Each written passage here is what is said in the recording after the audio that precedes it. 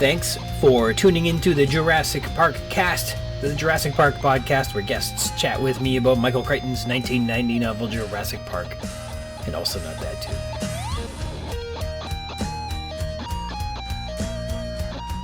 A big shout out to Christoph Oakes of Snail, and a big thank you to him for letting me use his band's music to score this podcast, and you can find his music on Spotify and on Bandcamp.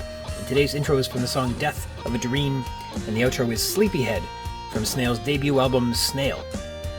Right, in this clip I wanted to share a bit about humor in Jurassic Park. There aren't a lot of jokes or gags in the novel, although there are a few good ones in the film. Much of the repartee between characters is brimming with humor, in which the script writers and filmmaker did a tremendous job lightening the mood when called for. And you can think of Timmy telling jokes up in the tree, Grant pretending that the electric fence is killing him, Nedry nervously telling the Dilophosaurus that it is stupid, Tim saying with some relief, well, we're back in the car again, after it crashes down on them under that Jurassic tree. But the novel doesn't really make any attempts at humor, not really. I mean, there were so many good parts of the film. What are some other good ones? Malcolm approaches the Triceratops excrement. That was a pretty good line. Or he has a lot of wry comments about, now eventually you do plan to have dinosaurs on your dinosaur tour, right? And after being chased by the Triceratops, you think they'll have that on the tour? And but John, if the Pirates of the Caribbean breaks down, the pirates don't try to eat the tourists. So many good lines. In fact, much of the humor does come from Malcolm in the film. Perhaps this is adapted from the few jokes that we do get in the novel, which are largely credited to Malcolm being deliriously stoned by the morphine.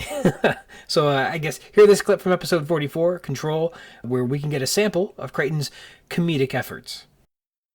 Allusions and references. We get a joke. We only get the punchline in this story here. So the other man says, I'll tell you frankly, I didn't like it, Bill. I went back to toilet paper on page 242. I took a peek at the internet, and as far as I can tell, the joke goes like this. Hi, Bill. Hi, Ian. Say, you look a bit uncomfortable. Are your pants bothering you? Oh, well, you see, Bill, I recently just purchased a toilet brush. Okay, and this is making you uncomfortable? Well, I'll tell you frankly, I didn't like it, Bill. I went back to toilet paper. Brilliant. So no wonder Harding is rolling on the floor laughing at that joke. It's a good one. And a big thank you to the terrific guest, Dr. Scott Persons, for participating in our little skit. Thank you, Scott. Ellipses. Quote, but I always say if you can't keep a sense of humor, ellipsis, on page 242. And this is Malcolm deferring the perhaps incredible dread that he's feeling. He'll later go on to become nihilistic and pretty low in terms of people and their actions having any existential meaning. And so at this moment where he's trying to put on a brave face, ignoring his impending mortality and whether his life has any meaning at all, he retorts, if he's not doing well, how else should he be doing, right? Exclamation. I'll tell you frankly, I didn't like it, Bill. I went back to toilet paper. Exclamation. 242. Here, the exclamation is used to illustrate that a joke is being told. Sarcasm and humor are often very difficult to express in text, without the added bonus of emotional expression in the tone of one's voice. So textual representations of jokes and sarcasm resort to the exclamation mark to graphically present the intended tone. So that's how we know that that was a joke.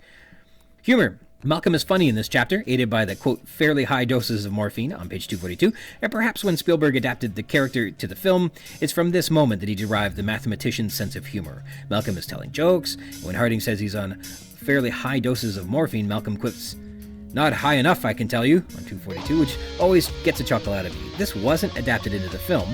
Perhaps Spielberg isn't one to glorify drug use in his films. I mean, maybe he is. In E.T., Spielberg got Elliot drunk while he was in elementary school for laughs, so perhaps that choice isn't on Spielberg. I don't know. I would have laughed at the film if this line were in it. I can easily envision Jeff Goldblum raising an index finger and delivering this line with a club. Literary techniques. We have wordplay and puns. We haven't had too much of this in the novel yet.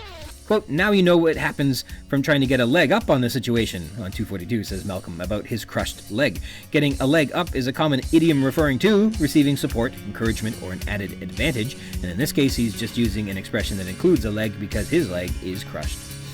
All right, a big thank you for tuning in. If you're interested in more of the podcast, you can find it wherever podcasts are, and just look for Jurassic Park Cast.